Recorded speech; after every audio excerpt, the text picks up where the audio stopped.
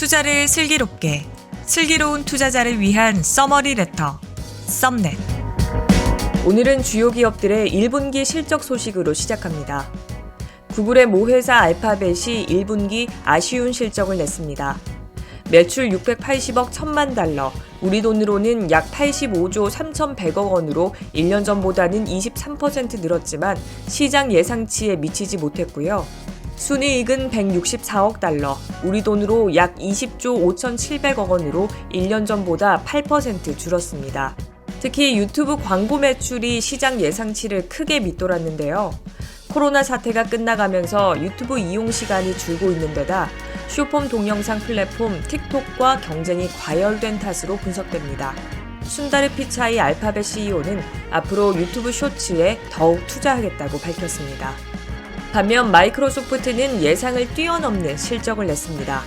매출은 494억 달러, 우리 돈으로 약 62조 3천억 원으로 1년 전보다 18% 늘었고 순이익은 167억 달러, 우리 돈으로 약 21조 1천억 원으로 1년 전보다 8% 늘었습니다. 모두 시장 전망치를 훌쩍 넘었고요. 기업용 협업 소프트웨어에 대한 수요가 여전히 높아서 MS 애저, 윈도우 서버 등이 포함된 인텔리전트 클라우드 사업 부문 매출이 특히 크게 늘었습니다. 클라우드 시장에서도 1위를 차지하고 있는 아마존 웹서비스와의 격차를 점점 좁혀가고 있습니다. 현대차, 기아는 어떨까요? 1분기 자동차 반도체 공급난을 뚫고 역대 최고 수준의 실적을 냈습니다. 현대차의 1분기 매출은 30조 2,986억 원, 영업이익은 1조 9,289억 원으로 1년 전보다 각각 10.6%, 16.4% 늘었습니다. 영업이익은 2014년 2분기 2조 872억 원 이후 8년 만에 최대 수준을 달성했습니다.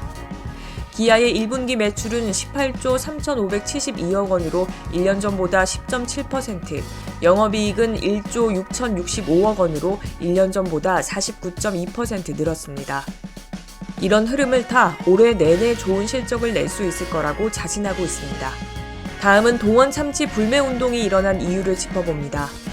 코스피 상장사 동원산업과 비상장사 동원엔터프라이즈 합병을 두고 주주들의 반발이 거세지고 있는데요. 합병이 완료되면 기존 지주회사인 동원엔터프라이즈가 동원산업에 흡수되고 동원산업이 동원그룹의 지주사로 올라서게 됩니다. 동원산업과 동원엔터프라이즈의 합병 비율은 1대 3.82.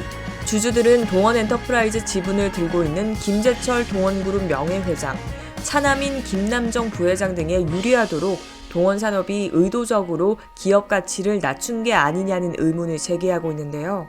동원산업에 투자한 기관 투자자들은 5월에 합병 결의 금지 가처분 소송에 나서겠다고까지 한 상황입니다.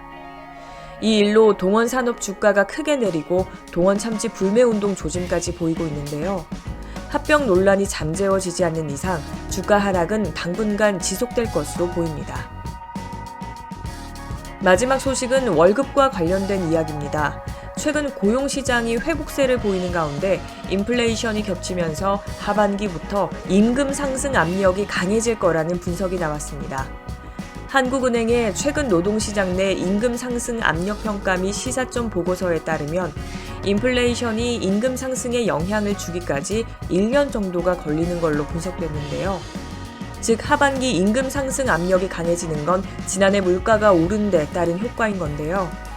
물가가 오르는 만큼 월급도 올라줘서 다행이다 싶을 수 있지만 자칫하다간 임금 상승이 물가 상승을 부추길 수 있어서 주의가 필요하다는 얘기도 나옵니다.